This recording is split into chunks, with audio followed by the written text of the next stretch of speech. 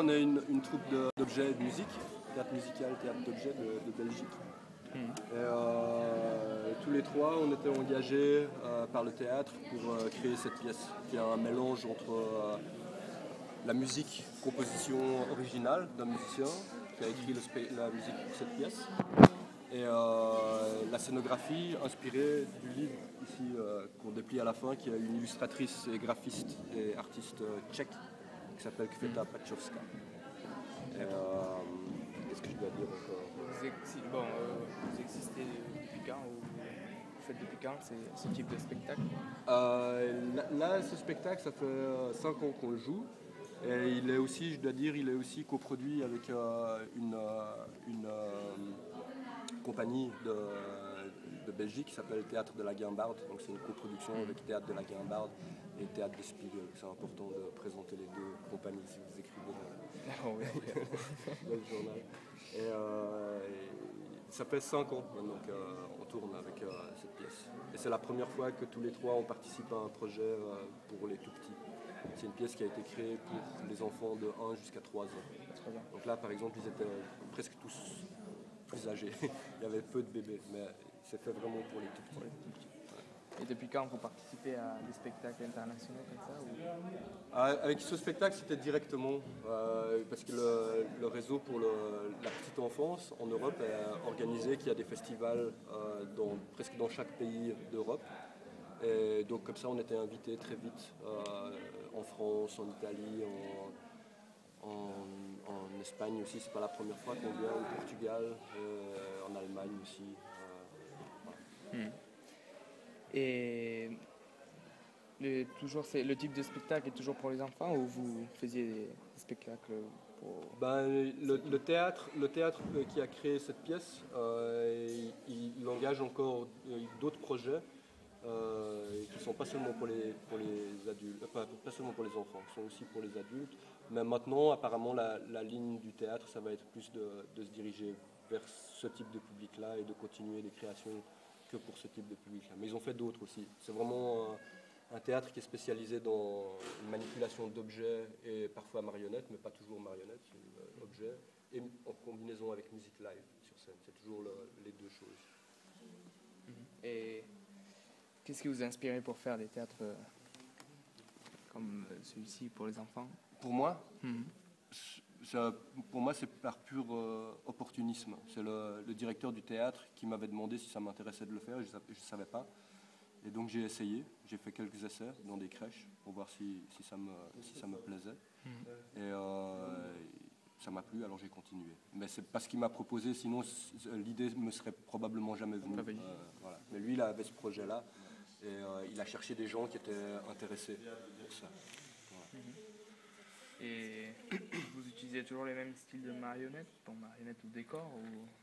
Le théâtre, non, ils font des choses très différentes. Nous, comme on n'a fait que ce spectacle-là, alors on a appris à manier uniquement nos panneaux et les objets qui vont avec les panneaux. Sinon, j'ai fait encore un autre spectacle avec des manipulations d'objets, mais ça c'était vraiment le premier vrai travail de manipulation d'objets. C'est dur de jouer de la musique pendant que vous... C'est très dur. C'est presque impossible à faire.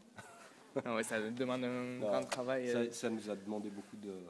Oui, c'est un travail spécifique. Voilà. On peut jouer de la musique, on peut savoir jongler ou manier des objets, mais dès qu'il faut commencer à combiner toutes les choses, c'est un travail spécifique avec les objets que personne n'avait. On les a créés au fur et à mesure de la recherche, qu'ils sont devenus comme ça. Donc on a appris au fur et à mesure à les manipuler, à savoir qu'est-ce qu'on allait faire avec. Mais c'est un long travail. Et comment voyez-vous l'avenir des spectacles de marionnettes comme ça?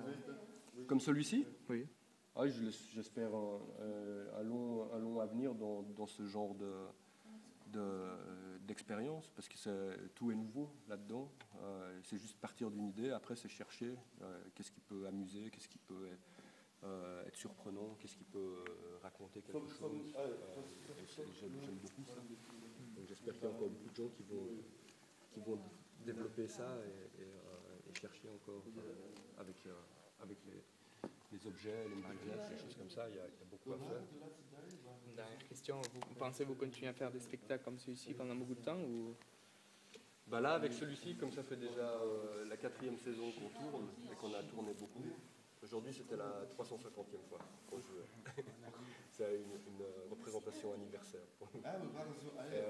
On arrive un peu au bout de la diffusion, mais nous on a encore envie de le jouer, donc la saison prochaine il y aura encore quelques dates, mais plus autant qu'au début de la création. Et là, pour le moment, on n'a pas encore vraiment des projets très clairs de recommencer un nouveau projet de ce type-là. Mais peut-être pourquoi pas. Moi, je laisse la question ouverte. En tout cas, si quelque chose me passionne de nouveau là-dedans, je vais refaire quelque chose comme ça. Et merci beaucoup. C'était tout. Et bravo pour ton français, parce que je ne ferai pas la même chose en espagnol. Mais...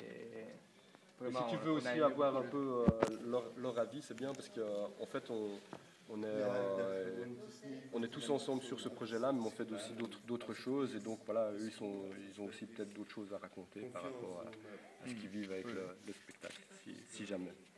Mais j'ai essayé d'être un peu généraliste et de parler pour les trois sans trop m'avancer. Voilà. Merci beaucoup. Expliquez un peu ce que vous faites et depuis quand vous faisiez ce type de spectacle. Et non, j'aimerais savoir un peu pourquoi vous avez choisi ce métier. Qu'est-ce qui vous a inspiré, je sais pas, à jouer ce type de spectacle avec les enfants Ah, c'est un hasard.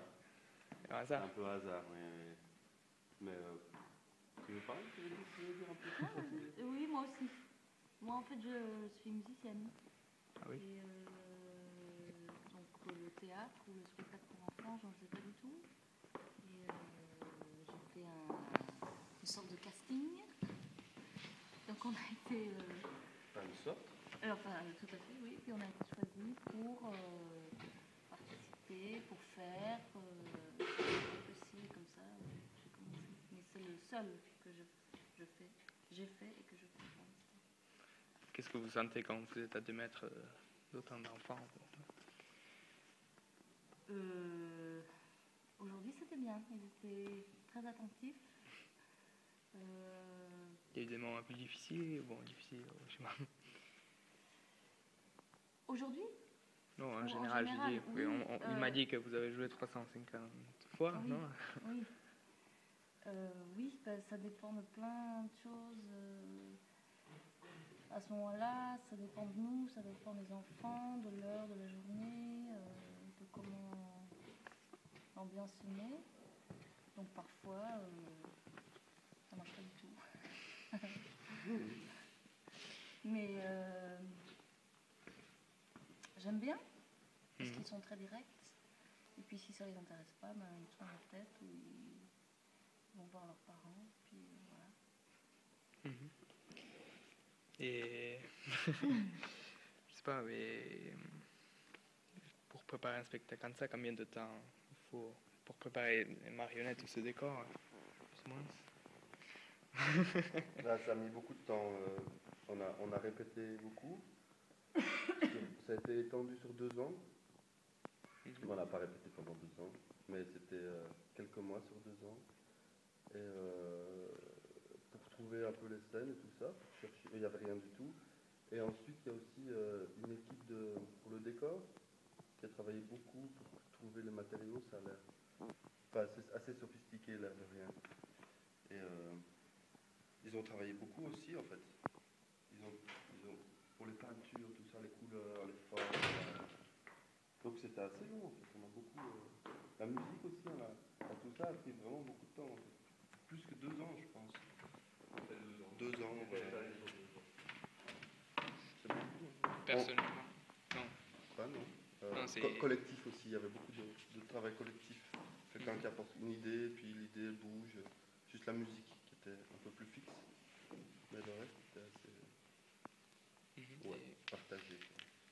pensez continuer sur d'autres spectacles ou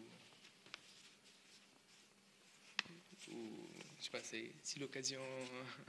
C'est un peu avec l'occasion, puis si les propositions sont chouettes, si c'est pas chouette, non, si c'est chouette, pourquoi pas. Ouais. Ça dépend un peu de... Là, c'est un hasard, vraiment, mais si c'est chouette, quoi. Enfin, c'est chouette à faire, c'est super chouette. D'accord, ben, merci pour tout, hein, vraiment.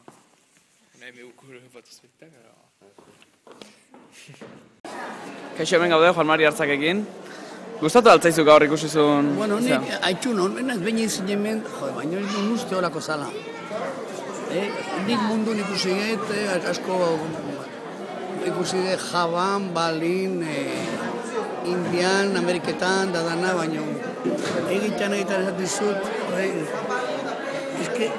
hori sorpresa eman deala, oso kontentu nago. Bai? Gure herrian lako gauzak. Eta gehien ze gustatu zaizu hemen danatikan? Bueno, nik etxe bat euskate batzuk, asko baino gutxu, barren bat, gutxi gora berata.